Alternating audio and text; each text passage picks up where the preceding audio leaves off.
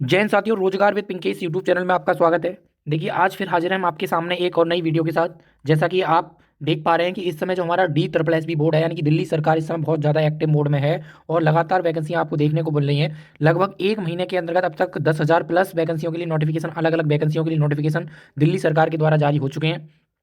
तो आप लगातार, आपके लिए ऐसी अपडेट आती रहेगी हमारी तरफ से। दिल्ली सरकार का जो भी नोटिफिकेशन होगा, DSSB की तरफ से जो भी नोटिफिकेशन किसी भी वैकेंसी का निकलता है, कोई भी अपडेट आती है, तो वो हमारे चैनल के माध्यम से आपको मिलती रहेगी।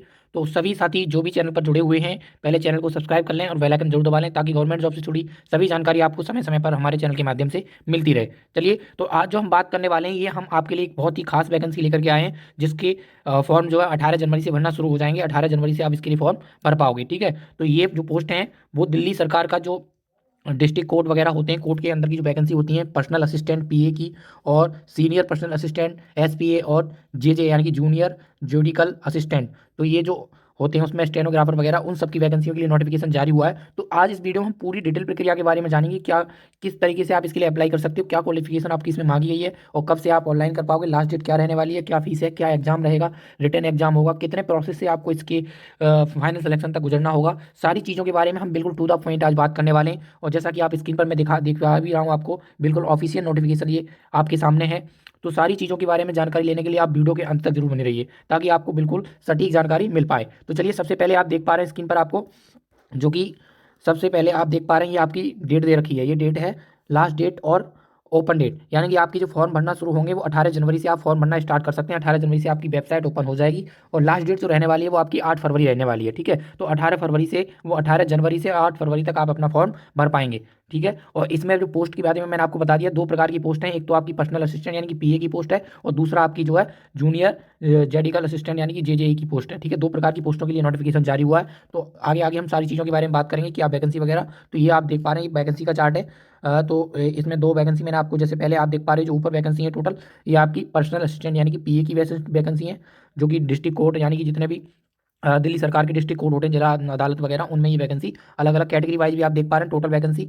तो ये जो आपकी है, इसके बाद नीचे जो आप देख पा रहे हैं, ये वैकेंसी आपकी JJ यानी कि junior assistant, junior judicial assistant की वैकेंसी है। टोटल पोस्टों की हम बात करें तो टोटल पोस्ट आपकी जो है वो कितनी है, 990 वैकेंसी आपकी टोटल है। ठीक है, ये आप देख पा रहे हो, ये कैटेगरी वाइज है। टोटल वैकेंसी की हम बात करें तो ये है आपकी 990 पोस्ट आपकी निकल के आई हैं इस रिक्रूटमेंट के तहत। ठीक है, और बहुत अच्छी वैकेंसी है। इसमें कंपटीशन बहुत ही कम देखने को मिलता है, क्योंकि इसमें क्वालिफिकेशन में कुछ चीज़ें एक्स्ट्रा मांग ली जाती हैं, इसलिए कंपटीशन इसमें बहुत ही कम होता है। ठीक है, तो ये हो गया आपका वैकेंसी, टोटल 9 वैकेंसी के बारे में आपको बता दिया। अब आगे चलते हैं, अब आगे बात कर लेते हैं क्वालिफिकेशन के बारे में, कि क्वालिफिकेशन आपकी क्या रहने वाली है। ठीक है, तो ये देखिए, सबसे पहले आप देख पा लीजिए, सीनियर पर्सनल असिस्टेंट यानी कि SPA और PA, यानी कि जो पर्सनल असिस्टेंट जो कोड है, पोस्ट है आपका, कोड है 801/24। इस कोड के लिए, आप इस पोस्ट के लिए अगर अप्लाई करना चाह रहे हो, तो इसके लिए आपके पास क्या क्वालिफिकेशन होनी चाहिए।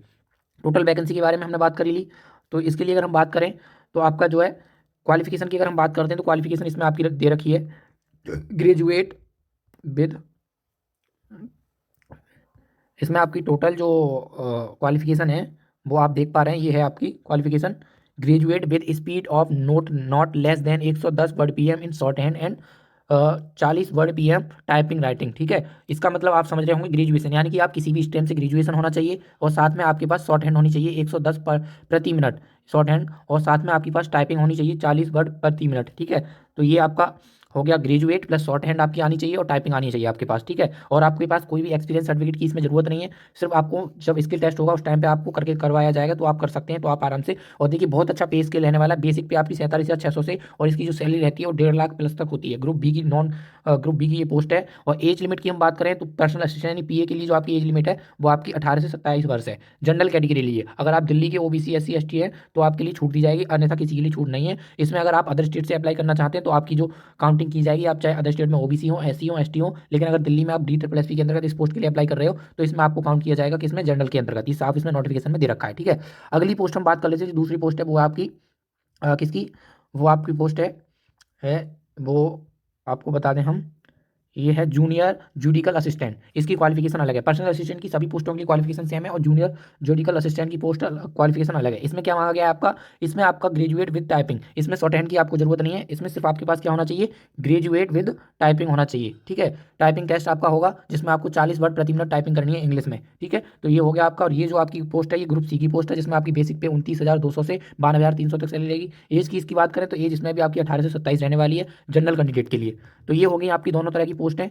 अब हम बात कर लेते हैं आगे एग्जाम फीस की, कि इसमें एग्जाम फीस आपका क्या रहने वाला है। अप्लाई तो मैंने आपको बता दिया, आप 18 जनवरी से दिल्ली की जो DSSB की ऑफिशियल वेबसाइट है DSSB ऑनलाइन अप्लाई, उस पर जाकर के इसका फॉर्म ऑनलाइन कर पाएंगे। ठीक है, अब देखिए जैसा कि आप देख पा रहे हैं इसमें फीस की अगर हम बात करें तो फीस जो आपकी रहने वाली है वो 100 रुपये फीस है, वो जनरल OBC और EWS कैंडिडेट के लिए। अगर आप दिल्ली के SC ST कैंडिडेट हैं और एक्स सर्विसमैन है तो आपके लिए कोई भी फीस नहीं देनी होगी। ठीक है, अगर आप अदर के स्टेट के हैं तो आपको फीस पे करनी पड़ेगी। अब इसके बाद हम बात कर लेते हैं एग्जामिनेशन स्कीम, आपका जो एग्जाम होगा वो किस प्रकार होगा, कैसे कैसे होगा। ठीक है, तो देखिए एग्जाम का आपने इसमें इसने नोटिस दे रखा है आपको। इसमें सिलेक्शन के लिए कितने 4 पार्ट से गुजरना होगा। नंबर 1 होगा टीयर 1, जिसमें आपका MCQ होगा और पोस्ट वाइज अलग अलग एग्जाम होगा, किस पोस्ट में किस तरह के प्रश्न होंगे वो भी हम आगे बताने वाले वीडियो में, तो वीडियो में बने रहिए।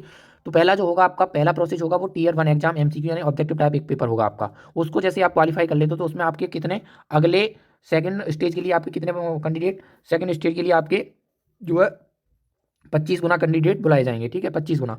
उसके बाद टीयर सेकंड जो होगा वो आपका एक डिस्क्रिप्टिव टेस्ट होगा इंग्लिश लैंग्वेज, यानी कि इंग्लिश लैंग्वेज का आपका डिस्क्रिप्टिव पेपर होगा, लिखित परीक्षा होगी, जिसमें कितने बच्चे, जिसमें आपके 10 टाइम यानी कि 10 गुना बच्चे पास किए जाएंगे, वैकेंसी के 10 गुना बच्चे। ठीक है, इसके बाद अगला जो टेस्ट होगा वो आपका होगा स्किल टेस्ट, जिसमें आपका शॉर्ट हैंड और टाइपिंग टेस्ट कराया जाएगा जो कि क्वालिफाइंग नेचर का होगा। फोर्थ जो पार्ट है वो आपका होगा इंटरव्यू। इंटरव्यू होगा जो कि दिल्ली डिस्ट्रिक्ट कोर्ट 30,000 दिल्ली में होगा, जो दिल्ली 30,000 कोर्ट है उसके अंदर आपका आपका इंटरव्यू कराया जाएगा। तो ये जो 3 पार्ट हैं आपके, पहले MCQ वाला पेपर और सेकंड जो डिस्क्रिप्टिव पेपर और जो स्किल टेस्ट है, ये कौन कराएगा, ये DSSB बोर्ड कराएगा। उसके बाद जो फोर्थ पार्ट है आपका इंटरव्यू वाला, ये आपका कोर्ट की तरफ से 30,000 कोर्ट की तरफ से कराया जाएगा। ठीक है, तो ये जो क्वेश्चन हो गया। अब इसमें हम बात कर लेते हैं जो पोस्ट वाइज किस प्रकार के क्वेश्चन बनने वाले हैं। तो देखिए सीनियर पर्सनल असिस्टेंट यानी कि PA के लिए अगर आप अप्लाई कर रहे हैं तो उसमें आपका जो फर्स्ट पेपर होगा उसमें आपके क्वेश्चन आएंगे 90 क्वेश्चन होंगे, 90 नंबर के होंगे और टाइम मिलेगा आपका 90 मिनट यानी कि 1.5 घंटा आपको मिलेगा। दूसरा जो पेपर होगा टीयर सेकंड डिस्क्रिप्टिव, जिसमें आपका 75 नंबर का होगा और क्वेश्चन 3 होंगे और टाइम होगा आपका 90 मिनट। शॉर्ट हैंड का जो टेस्ट होगा वो 110 प्रति मिनट, जो मैंने बता दिया आपको वर्ड, और टाइपिंग टेस्ट होगा 40 वर्ड प्रति मिनट। इसके बाद आपका इंटरव्यू होगा 10 नंबर का, जो कि 30,000 कोर्ट से की तरफ से कराया जाएगा। ये हो गया आपका PA का। ठीक है, और देखिए MCQ में जो फर्स्ट पेपर होगा आपका PA का, उसमें क्या क्या पूछा जाएगा, तो उसमें आपकी जनरल इंग्लिश यानी कंप्रीहेंशन यानी कि इंग्लिश के आपके 50 क्वेश्चन होंगे, और जनरल नॉलेज यानी कि GK GS के आपके 20 क्वेश्चन, और जनरल इंटेलिजेंस यानी कि रीजनिंग के आपके 20 क्वेश्चन होने वाले हैं। ठीक है, तो टोटल जो क्वेश्चन होंगे आपके 90 होंगे और 90 मिनट के होंगे और 90 ही आपके मार्क्स होंगे। तो दूसरे पेपर में भी देख रखा है एक ऐसे होगा जो कि 250 वर्ड में आपको लिखना होगा, 30 वर्ड का, 30 नंबर का, और 25 नंबर में आपकी ग्रामर होगी, और ट्रांसलेशन यानी कि ट्रांसलेशन आएगा 20 नंबर में, 20 मार्क का। और ये आपका हो गया। अब बात कर लेते हैं दूसरा जो पोस्ट है आपकी, उसके लिए दूसरी पोस्ट आपकी क्या है, JJ यानी कि जूनियर जुडिकल असिस्टेंट। इसमें आपका जो फर्स्ट पेपर होगा वो 120 नंबर का होगा, 120 क्वेश्चन होंगे और 120 ही मिनट आपको टाइम मिलेगा, यानी कि 2 घंटे का टाइम आपको मिलेगा 120 क्वेश्चन के लिए। और जो सेकंड पेपर होगा वो 100 नंबर का होगा आपका, जिसमें 3 आइटम होंगे और 120 मिनट यानी कि दोनों 2 घंटे का टाइम मिलेगा।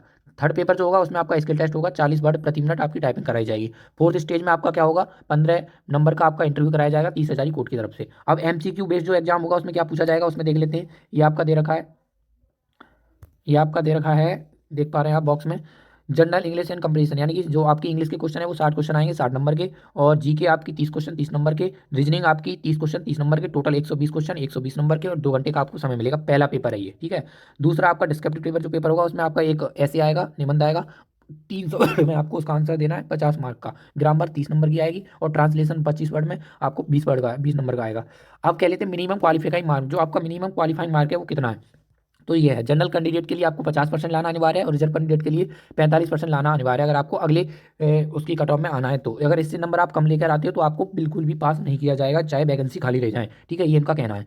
ये 4 स्टेज में आपको सिलेक्शन लेना है, 4 स्टेज होने वाले हैं, पहला MCQ और वो सारी चीज़ें हमने आपको बता दी हैं। अब मोड ऑफ सिलेक्शन की बात कर लेते हैं, तो ये मैंने बताई दिया आपको सारी चीज़ें। अब इसमें नेगेटिव मार्किंग की बात करें तो आप देखिए आगे मैं आपको दिखाऊंगा भी नेगेटिव मार्किंग जो रहने वाली है। फर्स्ट पेपर में आपकी नेगेटिव मार्किंग होगी और किसी में कोई नेगेटिव मार्किंग नहीं है।